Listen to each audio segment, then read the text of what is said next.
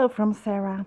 Today I'm showing you a new exciting Tunisian stitch I've named the Tunisian Diamond Stitch.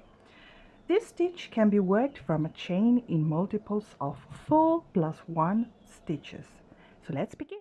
Before I start, please remember you can find all useful links to the stitches and techniques used in this video both in the description below and in the top right hand corner of your screen.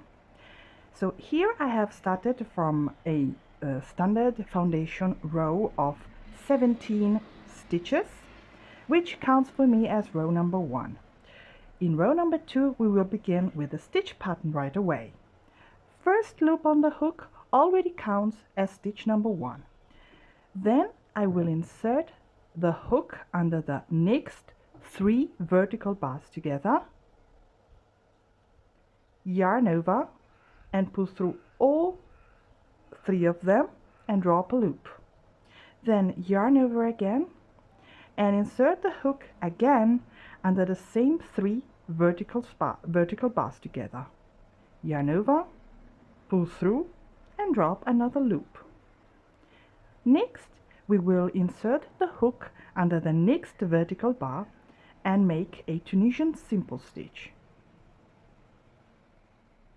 Like that. And this is the stitch pattern already. So next I will insert the hook again under the next 3 vertical bars together. Yarn over, pull through all 3 of them together and draw up a loop. Then I yarn over and insert the hook one more time under the same 3 stitches together. Yarn over and pull through and draw up another loop.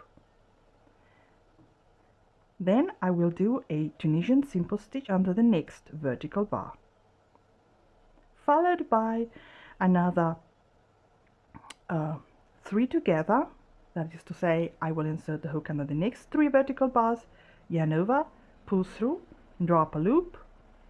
Then yarn over, insert the hook again under the same 3 vertical bars, yarn over, pull through, and draw up another loop. And this is how we proceed until the end. So, simple stitch under the next vertical bar, another 2 stitches under the next 3 vertical bars, yarn over, pull through, yarn over and pull and insert the hook again under the same 3 vertical bars, yarn over, pull through and draw up another loop. Here, this is my last stitch, the border stitch. I will make a so-called neat closing stitch. That is to say, I will insert the hook under both the front vertical bar and the back bar of that last border stitch, like that. Then I yarn over, pull through and draw up a final loop. The return pass for this stitch is the standard one. So I yarn over and pull through 1 loop only first, then I yarn over again and pull through 2 loops together, yarn over and pull through 2 loops together, yarn over and pull through 2, yarn over and pull through 2, repeating the second movement until the end of the row and until I'm left with just 1 loop on the hook.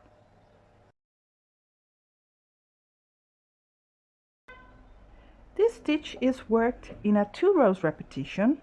So in row number 3 we will begin like this. We will make 2 Tunisian simple stitches under the next 2 vertical bars.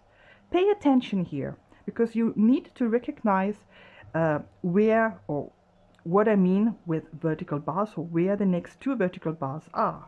So the first one is this one. So I drop a loop from it, and the next one is this one right in between. Okay, and I drop a loop. Then I will start with the stitch pattern again. That is to say, I insert the hook under the next 3 vertical bars together, which is this one, and this one. 3. Yarn over and pull through, yarn over, insert the hook again under the same 3, yarn over and pull through, and that's it. Then simple stitch under the next vertical bar, which is this one here, which might be a little bit hidden, but it's the correct one, followed by a 3 together.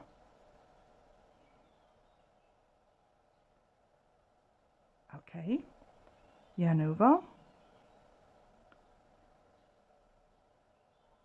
and that's it, followed by a simple stitch,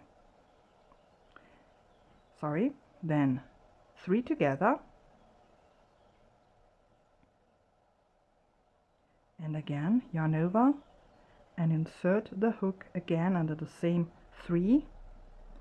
Now I'm approaching the end of the forward pass, and I will finish just as I began, so with 2 single simple stitches under the last 2 vertical bars before the border stitch. So this one and this one, finishing with a neat closing stitch just like before.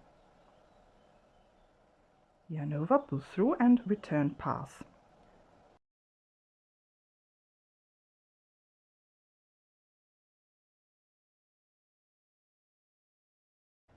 Okay, so as I said, 2 rows repetition. This means that in row number 4 we will repeat what we have done in row number 2. So we will begin by inserting the hook under the first 3 vertical bars together. Yarn over and pull through, yarn over and insert again, and so on, followed by a simple stitch, followed by a 3 together, these ones, pull through, and another time with a yarn over at the beginning, and so it goes on. So as you see, this stitch pattern is extremely easy and repetitive, easy to memorize. I think the only thing you need to pay attention to is to cast off loops in the return pass in the right order, so as to have all the loops crossed, so to speak, in the correct way, and to obtain the pattern and the texture that the pattern produces. Okay, so neat closing stitch and return. So this is what I meant. The loops in the return pass are slightly crossed with one another, and you just need to pay attention to cast them off in the correct order.